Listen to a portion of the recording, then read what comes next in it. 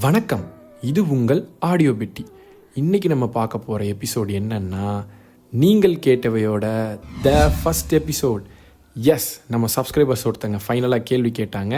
அவங்க கேட்ட கேள்வி என்ன அண்ட் அந்த கேள்விக்கான ரிப்ளை என்னங்கிறதான் இந்த வீடியோ. ஓகேவா? சரி வாங்க.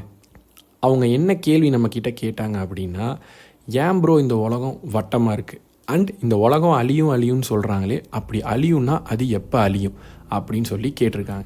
ஓகேவா? இந்த கேள்விக்கு நம்ம டெக்னிக்கலாக பதில் சொல்கிறதுக்கு முன்னாடி இந்த உலகம் அழியுங்கிற தியரி பின்னாடி நான் அனுபவித்ததை நான் முதல்ல சொல்லிக்கிறேன். ஆக்சுவலாக இந்த உலகம் அழியும்னு சொல்லி 2012 இந்த உலகம் அழியும்னு சொல்லியிருந்தாங்க. நான் அப்போ ஸ்கூல் படிச்சுட்டு இருந்தேன். எனக்கு நல்லா ஞாபகம் இருக்குது.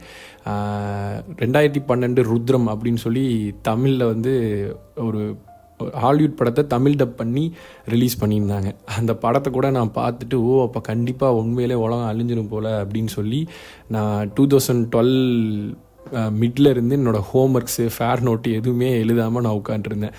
ஆனால் உலகம் அழியலைங்க, அழிஞ்சது என்னமோ என் வாழ்க்கை தான்.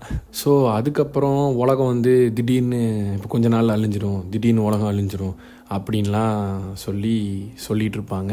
நான் அதுலேருந்து அதை நம்புறதில்லை. ஆனால் கண்டிப்பாக ஒரு க்ரியேஷன் ஒன்று இருந்ததுன்னா கண்டிப்பாக டிஸ்ட்ரக்ஷன் ஒன்று இருந்தே ஆகும். அந்த வழியில் உலகம் கண்டிப்பாக அழியும். அண்ட் அதுக்கான காரணிகள் எல்லாமே நம்ம கண்ணு முன்னாடியே இருக்குது.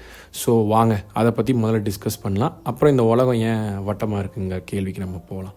இந்த உலகத்தோட எதிர்காலம் என்ன அப்படிங்கிறத சயின்டிஸ்ட் சொன்னதை வச்சும், மனுஷங்களால் ஏற்படுத்தியிருக்கிற சம்பவங்களை வச்சும், and cosmic events billion years அவேக்கு நடக்க போகிறத வச்சும் நம்ம ஒரு கணக்குக்கு வரலாம். ஓகேவா? சரி வாங்க நம்ம இந்த விஷயத்தை அனலைஸ் பண்ண ஆரம்பிப்போம். ஆக்சுவலாக ஐபிசிசி சிந்தசிஸ் ரிப்போர்ட் என்ன சொல்லுது அப்படின்னா, கிளைமேட் சேஞ்ச் தான் ஹியூமன் வெல்பீயிங்கே ரொம்ப பெரிய பிரச்சனையாக இருக்கும். ஹியூமன்ஸுக்கு மட்டும் இல்லை, பிளான்ட்ஸுக்கும் அது ரொம்ப பெரிய சிக்கலாக இருக்கும் அப்படின்னு சொல்கிறாங்க.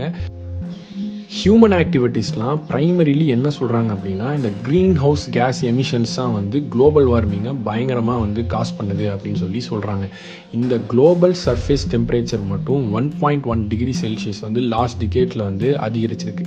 அண்ட் இந்த global green house case emissions இன்னும் அதிகரிச்சுட்டே இருக்குது. இதுக்கு காரணமானதெல்லாம் யாருன்னு பார்த்தீங்கன்னா, டிரான்ஸ்போர்ட் அண்ட் இண்டஸ்ட்ரி பில்டிங்ஸ் 78% இதில் கான்ட்ரிபியூட் பண்ணியிருக்காங்க. Agriculture, forestry and other land இதெல்லாம் அபகரிச்சது, இதெல்லாம் நம்ம தப்பாக யூஸ் பண்ணது காரணமாக 22% இன்க்ரீஸ் ஆகிருக்கு. அண்டு ஹிஸ்டாரிக்கல் CO2 எமிஷன்ஸ் ரீஜனுக்கு ரீஜன் வேரி ஆகிருக்கு. இது பத்தாதுன்னு கண்ட்ரி டிஃபர் ஆகிற கார்பன் டை ஆக்சைடோட எமிஷன்ஸ் வேறு ஒரு பெரிய பிரச்சனையாகவே இருக்குதுன்னு சொல்கிறாங்க. நம்ம சில பிரச்சனைகள்லாம் சந்திக்க நேரிடும். அதில் என்னென்ன ப்ராப்ளம்ஸை நம்ம சந்திப்போம் அப்படின்னா, முக்கியமாக ஐஸ் எலமெண்ட்ஸ் கம்மியாகிறது, அண்டு கடல் லெவல் அதிகமாகிறது, அண்ட் அதுவும் இல்லாமல் ஓஷன் அசிடிஃபிகேஷன் ஆகிறது, டீஆக்சிடேஷன் ஆகிறது.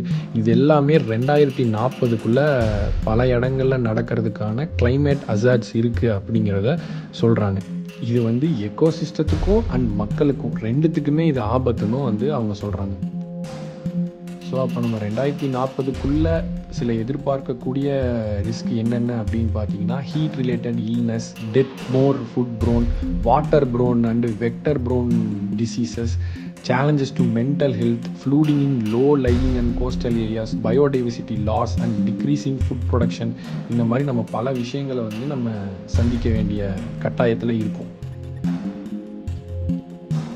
வாழ்கிறவங்களுக்கும் வாழும் உயிரினங்களுக்கும் ஒரு பயங்கரமான ஆபத்தை தான் நம்ம உருவாக்கியிருக்கோம்.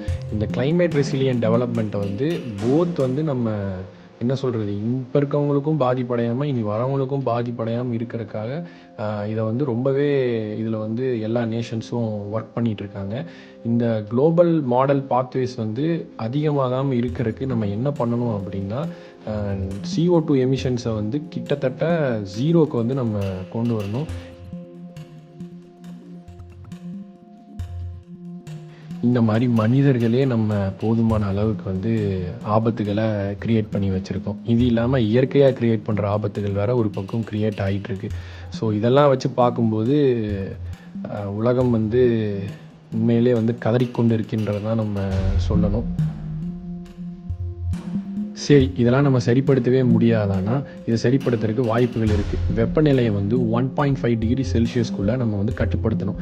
CO2 வெளியேற்றத்தை வந்து உடனடியாக 0% வந்து 2050க்குள்ளேயும் அண்டு 2070க்குள்ளே ஃபுல்லாக இந்த CO2வோட எமிஷனே வந்து நம்ம கட்டுப்படுத்தணும். அப்படி பண்ணோம்னா இதுலேருந்து நம்மளுக்கு வாய்ப்பு இருக்குது.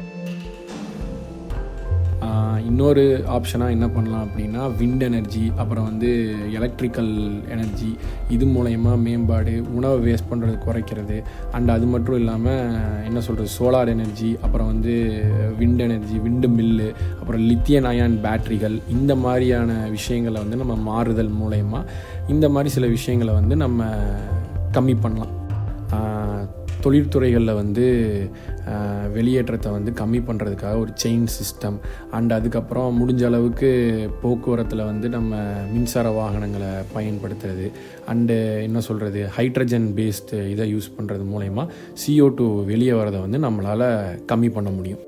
இயற்கை சுற்றுச்சூழல் அமைப்புகளை வந்து பாதுகாக்கிறது, அதை மீட்டெடுக்கிறது, அண்ட் அதை வந்து ரொம்ப ரொம்ப என்ன சொல்கிறது, இப்போ இருக்கிற நிலைமையில் அதை வந்து பராமரிக்கிறது, இதெல்லாம் வந்து நாளைக்கு ஃப்யூச்சர் அடாப்டேஷன்ஸ்க்கு ஹெல்ப் பண்ணும்.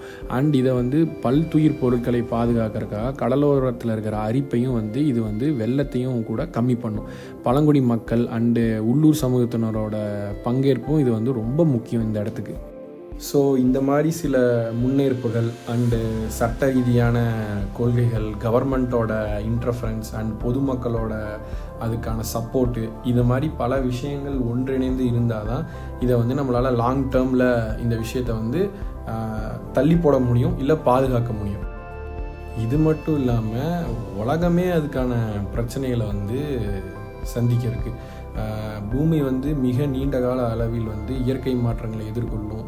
சூரியனோட பரிணாம வளர்ச்சி வந்து காலப்போக்கில் சூரியனை வந்து ஒரு பெரிய ரெட் பாலாக மாற்றி அந்த உலகத்தில் இருக்கிற தண்ணீரெல்லாம் வற்றி போகிறதுக்கான வாய்ப்பு இருக்குது. அப்படி வற்றி போச்சு அப்படின்னா சுற்றுச்சூழல் மாற்றங்களும் நம்ம மனித உயிர்களுக்கான என்ன சொல்கிறது கேள்விக்குறிகளும் வந்து இயலும்.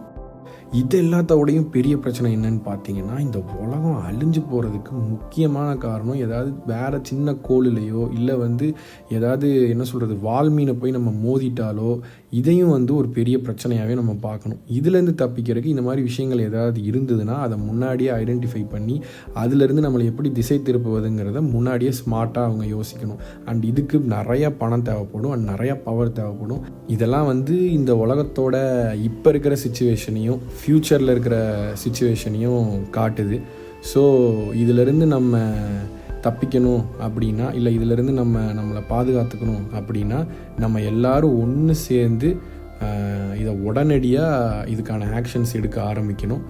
ஸோ அப்படி நடந்ததுன்னா இந்த உலகம் அழியிறது கொஞ்சம் தள்ளி போகலாம். இப்போ உங்களோட அடுத்த கேள்வியான ஏன் இந்த உலகம் வட்டமாக இருக்குங்கிறதுக்கு வந்தோம் அப்படின்னா, அதுக்கு பதில் இந்த உலகம் ஏன் வட்டமாக இருக்குது அப்படின்னு கேட்டிங்கன்னா, அதுக்கு காரணம் புவியீர்ப்பு விசை தான். உலகத்தோட எல்லா பொருட்களையும் இந்த உலகத்தோட சென்ட்ரு பாயிண்ட்டை நோக்கி உலகம் இழுக்குது. அதனால இந்த உலகத்தோட வடிவம் வந்து ஒரு வட்டமாக இருக்குது. ஸோ இதான் நீங்கள் கேட்ட கேள்விகளுக்கான பதில். நீங்கள் கேட்டவையோட முதல் எபிசோட் முடிஞ்சிருச்சு. And thank you. வேறு ஒரு வீடியோவில் உங்களை வந்து சந்திக்கிறேன். ஸோ இந்த மாதிரி நான் வேறு ஏதாவது பற்றி நீங்கள் பேசணுன்னு விரும்புனீங்கன்னா கமெண்ட்டை பெட்டியை திறந்து உங்கள் கமெண்ட்டை போட்டுருங்க. நான் ஆடியோ பெட்டியை திறந்து என் கண்டென்ட்டை போட்டுடுறேன். சப்ஸ்கிரைப் பண்ணுங்கள், ஷேர் பண்ணுங்கள். தேங்க்யூ. வேறு ஒரு வீடியோவில் வந்து உங்களை சந்திக்கிறேன்.